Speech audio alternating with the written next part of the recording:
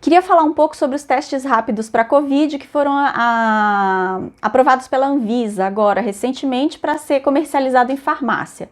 Então, qual é o papel dos testes rápidos na Covid-19? Os testes rápidos aqui do Brasil, eles são todos baseados em sorologia, que quer dizer o quê? Detecção de anticorpo.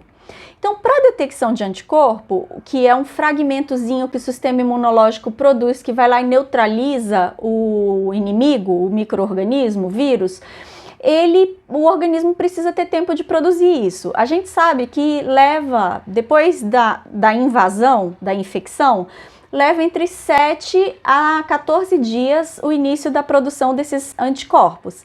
Isso quer dizer, então, que no início da manifestação dos sintomas, os testes sorológicos, ou seja, os testes rápidos, eles não têm nenhuma utilidade para detectar a doença, porque eles podem muito bem vir negativos e simplesmente ser porque ainda não foi possível detectar ali a produção de anticorpo. Enquanto que o PCR, que é o que a gente vem usando aí, é uma técnica que detecta o fragmento genético do vírus.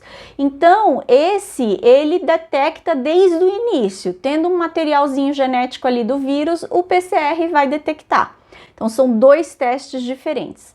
Dessa forma, os testes rápidos que vão ser comercializados aqui no país, eles não vão ter utilidade no sentido de identificar rapidamente casos de Covid, sintomáticos ou assintomáticos, para a gente isolar esses casos do restante da população, permitindo então que com o tempo a gente consiga afrouxar o isolamento, porque daí a gente só deixa circulando quem não está com a doença e os que estão com a doença a gente retira de circulação porque a gente consegue identificar de forma adequada.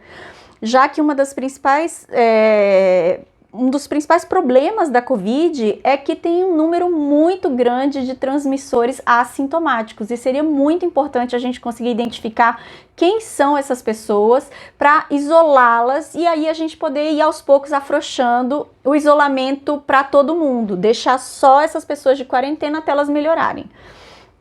Outras questões sobre os testes rápidos é o seguinte: basicamente, vale a máxima que nós estamos construindo o avião enquanto a gente está voando.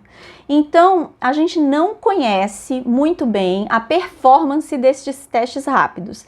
Então, existem testes que detectam um tipo de anticorpo, outros testes que detectam outro tipo, IgG, IgM, IgA.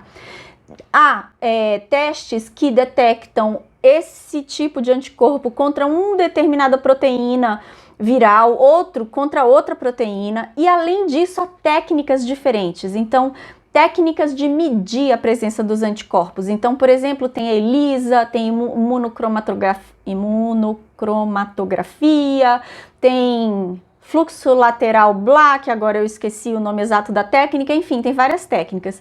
E não só isso, tem também a questão de que se você vai usar soro, plasma ou sangue de ponta de dedo. Então, são uma série de variáveis que impactam na performance do teste. E pode ser que haja um teste que é melhor do que o outro, isso a gente ainda não sabe.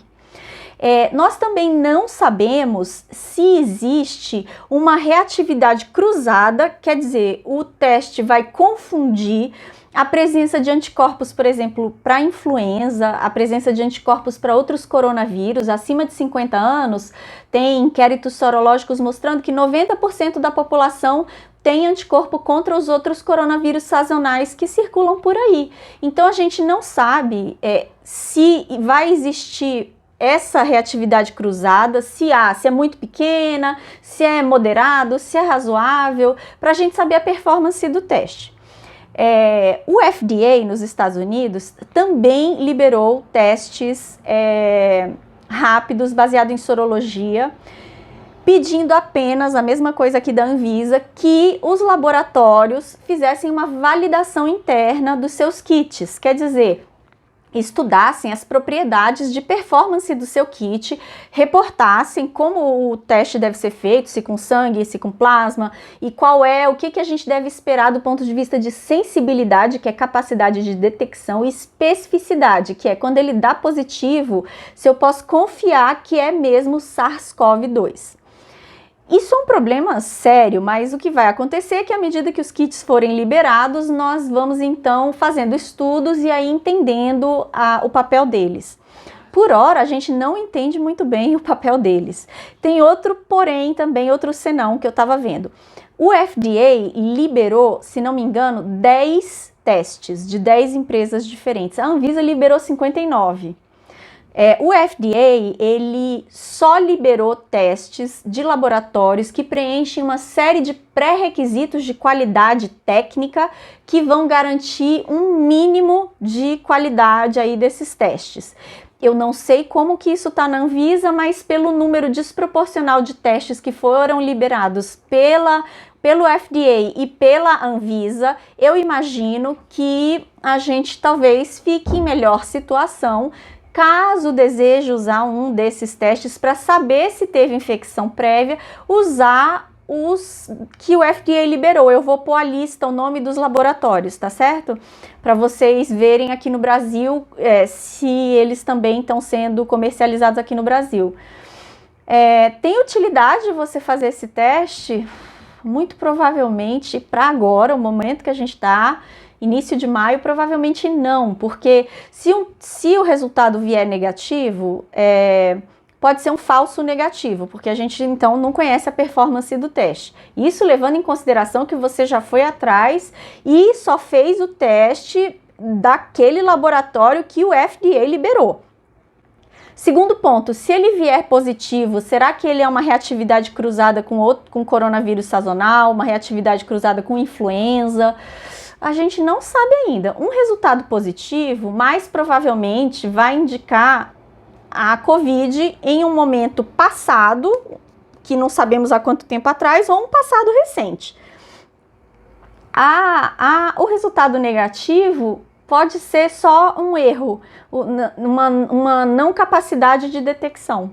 Então a gente está realmente no escuro com esses testes sorológicos ainda. Mais informação é necessária para recomendá-los.